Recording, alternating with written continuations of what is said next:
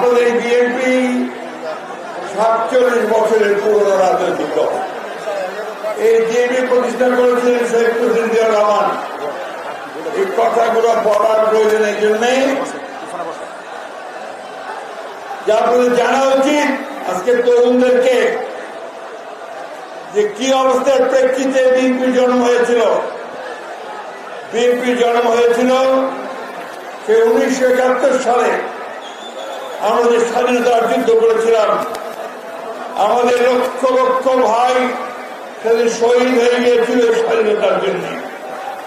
আমাদের অসংখ্য মা বোন তাদের প্রিয়তা হারিয়ে হয়েছিল।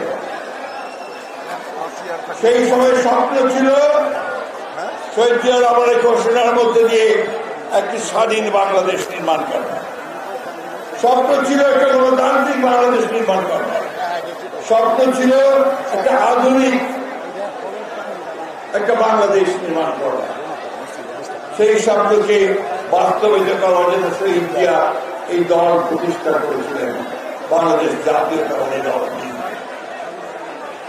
শহীদ প্রেসিডেন্ট জিয়াউর রহমানের যোগ্য নেতৃত্বে যে দেশে 1974 সালে দুর্ভিক্ষ হয়েছিল, লক্ষ লক্ষ মানুষ না খেতে পেয়ে মারা গিয়েছিল, লঙ্গরখানায় একটুকু রুটির জন্য কারাকারি করতে কুকুরের সঙ্গে। যে সময়ে বাসন্তী, রামপুরের বাসন্তী তার লজ্জা নিবারণ করবার জন্য এক টুকরো কাপড় পায়নি, মাছের জাল নিয়ে সেটা লজ্জা নিবারণ করেছিল। সেই অবস্থা থেকে পট পরিবর্তনের পরে পরেই শহীদ জিয়াউর রহমান দায়িত্ব নিয়েছিলেন শহীদ রাষ্ট্রপতি জিয়াউর রহমান রাষ্ট্র পরিচালনা। তখন তিনি বাংলাদেশকে অতি অল্প সময়ের মধ্যে বলতে দিয়েছিলেন। তিনি বহুদলীয় গণতন্ত্রের প্রতিষ্ঠা করেছিলেন। আজকে যে গণতন্ত্রের কথা আমরা বলছি, অনেকে বলছে সেই গণতন্ত্রকে একদলীয় শাসন ব্যবস্থা থেকে, বাকশাল থেকে বহুদলীয় গণতন্ত্রে নিয়ে এসেছিলেন শহীদ প্রেসিডেন্ট জিয়াউর রহমান। সেদিন নির্বাচন দিয়েছিলেন জনগণের ভোটের মধ্য দিয়ে, জনগণের পার্লামেন্ট প্রতিষ্ঠা করেছিলেন তিনি। সেদিন এই মিডিয়া অর্থাৎ গণমাধ্যম তাদের স্বাধীনতা নিশ্চিত করেছিলেন। তার আগে শেখ মুজিবুর রহমান সমস্ত পত্রিকা বন্ধ করে দিয়েছিলেন, মাত্র 4টি পত্রিকা চালু করেছিলেন। এই কথাগুলো বলা দরকার, আপনাদের জানা দরকার। বিশেষ করে তরুণদেরকে বলছি, এই স্বাধীনতা পাওয়ার পরে তিনি বাংলাদেশকে 19 দফা কর্মসূচি দিয়েছিলেন। যিনি 19 দফা কর্মসূচির মধ্যে দিয়ে বাংলাদেশকে অর্থনৈতিক দিয়ে সামনে এগিয়ে দেওয়ার স্বপ্ন তিনি দেখেছিলেন। তার সময়ে কৃষিতে তিনি বিপ্লব নিয়ে এসেছিলেন। খাল কাটা কর্মসূচি, উচ্চ ফলনশীল বীজ এবং কৃষকদের মাঝে মাইলের পর মাইল হেঁটে গ্রাম থেকে গ্রামান্তরে, গঞ্জে খামারে গিয়ে তিনি কৃষকদের উদ্বুদ্ধ করেছিলেন আরো বেশি করে ফসল ফল। যার পরে কি হয়েছিল, 1976 সালে বাংলাদেশ খাদ্যের সঙ্গে সম্পূর্ণ হয়েছিল। বাংলাদেশ